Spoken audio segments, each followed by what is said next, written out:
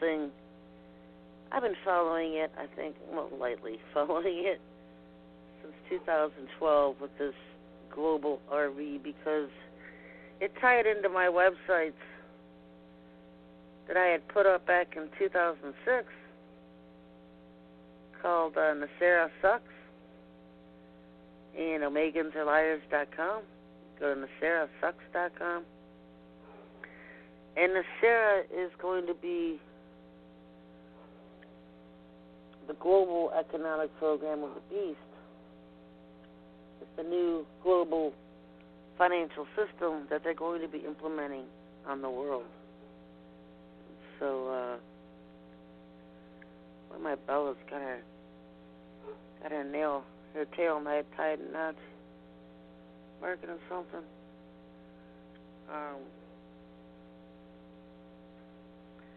Glad I don't have him in here with me tonight. They're usually in here, sitting at my feet.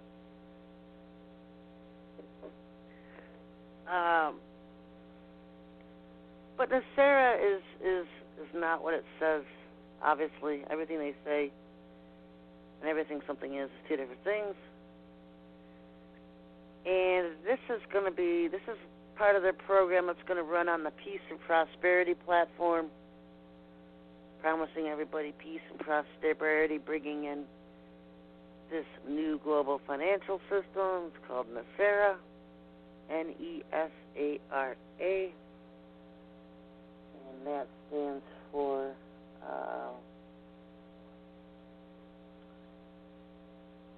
see if I can find it, National Economic Security and Reformation Act. And they promote it among the New Agers as a restoration of our Constitution, our constitutional freedoms, and that with it they're going to bring in cures for illnesses because they created all of them, new energy sources because they withheld all our patents all these years so that we're kind of stuck to the current grid system. And they're going to make financial and banking improvements, removing corrupt government officials because they corrupted them to begin with. And that through all of this, somehow, there's going to be more peace on Earth. Folks. But anyway, this is going to be pushed through regardless of how stupid and retarded we know it's going to be. Because the Bible talks about the false prophet and the Antichrist and how they will have control over the United Nations, over all nations' tongues, and they will have control through the UN. And we know who's been busy working there in the background all these years is Sananda. Saint Germain has been busy running all the politics, all the money, the G20 stuff.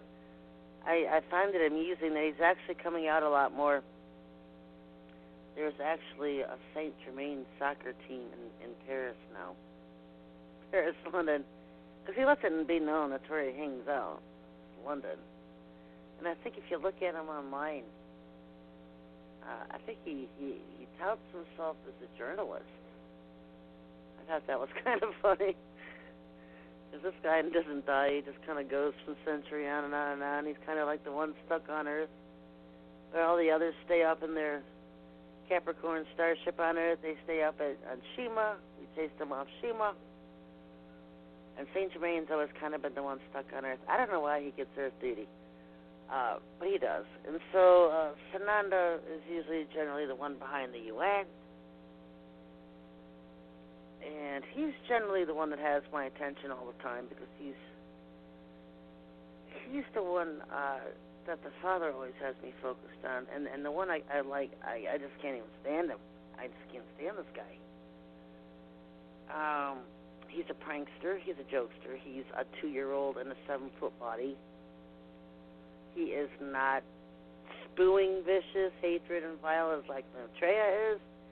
He is nice, friendly, deceptive that way. He's the charmer that would stab you in the back while smiling at you at the same time. At least with Maitreya, he would stab you in the back and you'd see the knife coming. You know, he is what he is. That's why I can't stand Sananda so much, because he's a total charmer and deceiver. And of course, the churches have embraced his picture as Jesus. So when the Christians see him arrive to earth with this Islam Mahdi called Maitreya, they're going to be thinking, isn't this Jesus? Wait a minute, isn't this Jesus? This is Jesus, because they've seen his picture all these years. The bookstores, the churches, anything Christian-related, you see Sananda. That is not the real Son of God. And I think that's why, years ago I started pushing using the real name of the Father to begin with, real name of the Son, because when Jesus, Asu Emmanuel, arrives, it's going to be pretty confusing.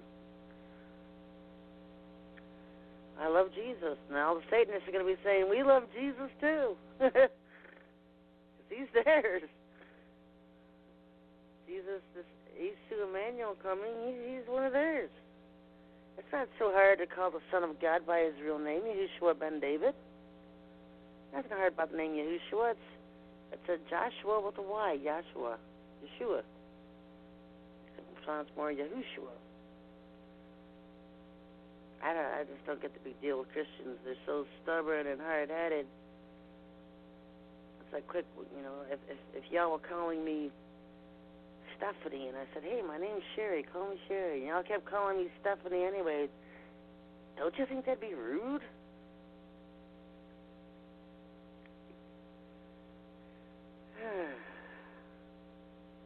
It's not one of those salvation issues. It's just common sense and polite issues. Call him by his real name.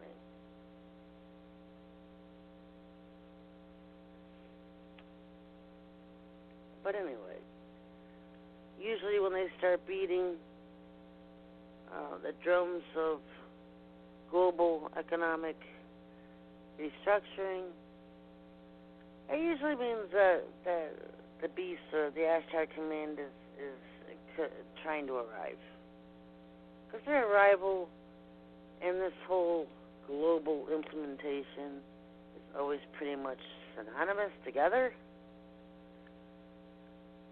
Which is why I've always told people that, because I know a lot of people who have bought the dinars and stuff to cash in on these global reformations. First of all, when that does happen, you can almost hear the clock starting to tick very loud.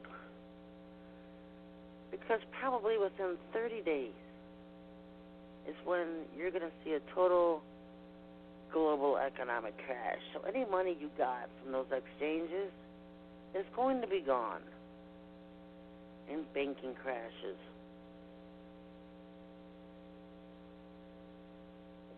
Another thing, unless you act very quickly, there's going to be nothing left to buy. When they shut down the distribution centers and stuff like that, in this forced famine, there's going to be nothing left to buy. That's why I tell people, don't leave your money in the banks.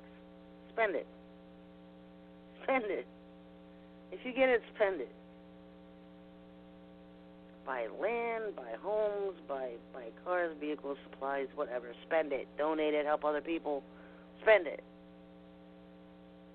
Don't leave it sitting in the banks. Don't think you're going to have a retirement fund. Don't wait for Earl Schwab investment advisors to call you and set up trusts and blah, blah, blah. It's not going to do you a bit of good. Spend it.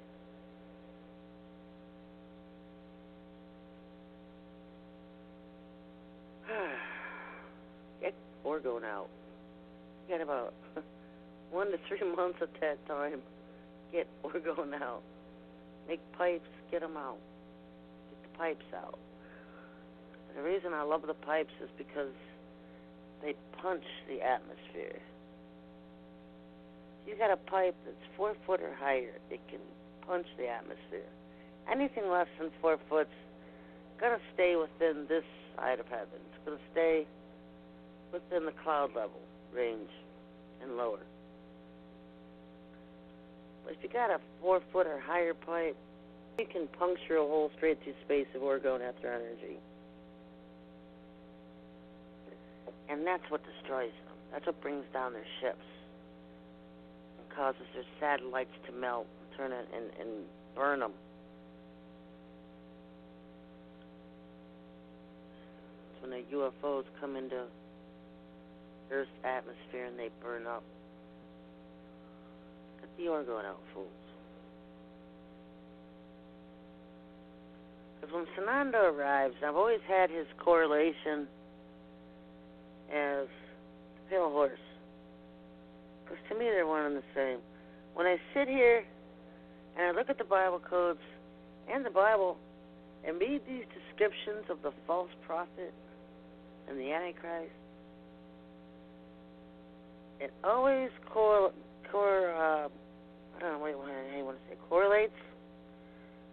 with everything I know about Sananda. Sananda and Maitreya correlates everything with these two. People don't understand. They think that the Antichrist has all the power. And technically, by his very name, positioned the Antichrist, because, the Bible says there's many Antichrists already in the world, but there's the one that's coming. It's always the final beast, the one that's coming to play the role. He'll arrive and he'll establish a 10-nation confederacy. He sets up his political base among the Muslim nations of the Mediterranean. And then he gets quiet. Have you ever noticed that? Because he comes on the scene and he doesn't walk around saying, hey, I'm God, worship me. He has the false prophet, the second beast, do that. He's his cheerleader. Hey, this man is a world teacher. He's God. Worship him as God. That's what the false prophet does. He cheerleads everybody to worship the first beast as God. The false prophet has two horns, and they signify dual authority. He's going to take the reins of economics and politics. So what does that remind you of? Someone like a political pope who has control of the world's religions and control of the world's politics. Now, granted, to us, the pope has none of those things because he's not our pope. He's the pope of the Satanists and the Catholics. But the beast, Sananda, when he arrives, he's going to have dual authority. Religion and politics. And where does he hang out the most? You guys don't know this stuff, but I deal with it all the time, so I do. He goes to the Vatican. He's at the Vatican. Now, we all know that there's a position behind the regular pope, and it's called the Black Pope position. People actually will say, Hans Kobenbach is the pope, and then he was replaced by somebody else, but Kobenbach's really still the Black Pope, blah, blah, blah. It's just Lucifer, folks. The Black Pope, yeah, he runs the Jesuits. But in reality, it's all just Lucifer. Because Lucifer lives in the Vatican. He had his city under there that has been there for centuries and ages. While the Jews were drying up in the desert, Lucifer was building himself a kingdom in Vatican City, underneath the ground. He's been there for ages. He controls the world governments through his Jesuits. All this is run by what we call the Black Pope, secret hidden position behind the real Pope. The real Pope is very aware. He goes along with all the parties and the little house of horrors the Vatican is. Fathers told me how detesting and gross the Vatican is. I put that in my book in great detail so you can be grossed out yourselves just by reading it. So you get the idea. I don't hold anything out.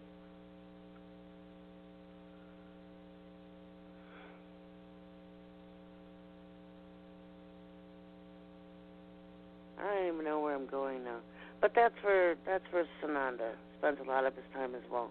He used to be at the Mormon temple. He used to spend a lot of time there until I saturated Salt Lake City with Oregon. And now he headed to the Vatican after that. They also have a place in Toronto, Quebec, I think it is. And I think Quebec's over there by Toronto. Somebody's going to yell. I'm going to get it wrong. But they're in Quebec somewhere. They've got something in Quebec somewhere. And Quebec is French. Pretty sure that's French. They've got something up there in Quebec. And I also know that they've got some kind of a group in Toronto. But the main one's wherever Quebec is. And then other than that, it's the Vatican itself. You know, and I've asked them, well, why is your focus on America? I mean, what happened to Jerusalem? Isn't that everybody's focus? And you know, even Lucifer laughs. He says, they already own it. They already own everything over there. It's boring to them. You know why it's boring? Because the Father's people are here. The Father's people are in America and Canada. Let me just say North America. The North American continent is where the Father's people are. Because the Queen's done a really good job of snuffing out the light in most of the Christians of Europe. I've never been to Australia. I've never heard a bad thing about it except the huge Illuminati sect that's there. And you know what? They're everywhere. The Illuminati's everywhere. Maybe it's just too far south for Lucifer and I know we got some good Orgoan warriors in Australia. Did a bang-up job because everything they do down there will blow up here to the north. Helps us out extremely well. They did a powerful job down there. Proud of them. Very proud of them. So Sananda's the one to watch, folks. The one that all the churches are going to embrace is the one that's going to lead them into the lake of fire. So the day of the Lord. Day of the Lord. It does have a really huge bit of information in Joel, along with the small part that the rapture crowd always blows up and blows out of the water to hide all their fake visions and dreams and prophecies and rapture stories, because that part about Joel doesn't even happen now. It happens later. But they always pull it out. Hey, this is the end time. This is the part of Joel 2:20 being fulfilled. No, it's not. It's just your excuse for all your fake and lying visions and prophecies. And y'all share the same demons, just like Jeremiah said you did. Nothing new happens under the sun, folks. It all happened back in their day, too. They always had that. Everybody's had their rapture crowds to deal with. I pretty much just ignore this one. But, yeah, it's not time for people to have visions and dreams and prophecies. That's usually the Ashtar command, having fun with the Christian crowd. They love having fun with them. And they do. Sananda gives them words and prophecies all day long. You can see his dribble, his lingo, his speak, and all their stuff. It's enough to make you gag. And maybe that's why they hate me, because I expose all that stuff. I don't know, or I just ignore it. I don't know. Everybody has their different reasons for hating me. But in Joel, the one key part about the day of the Lord is that the crops are still in the field, waiting to be harvested. But they don't get harvested. Why? Because the day of the Lord begins. To me, the day of the Lord always signifies the sixth seal. And so if the crops are still in the field, we're talking a timeline. September, October, maybe even November, for the sixth seal. Because you got to realize he wasn't sitting in America when he penned that. He was sitting in Western Turkey. So how late is harvest for Israel, the Middle East? I would think the latest time would be November. To us, it's September, October. So we'll give it a month or plus here there. That's all we can do, because they're over there and we're over here. Yeah, that's the best part of the whole Joel Sunday of the Lord scenario that I always thought was the best part. Besides the sky rolling up in a scroll. It's the fact that it gives you the exact time, harvest time. September, October, November. Anyway, folks, pick this up next week. Don't forget to support my ministry, your favorite ministry online, SherryShriner.com. Go there, click on the donate button or the GoFundMe button. I need your help, folks. Need your support. Till next week, everybody. God bless.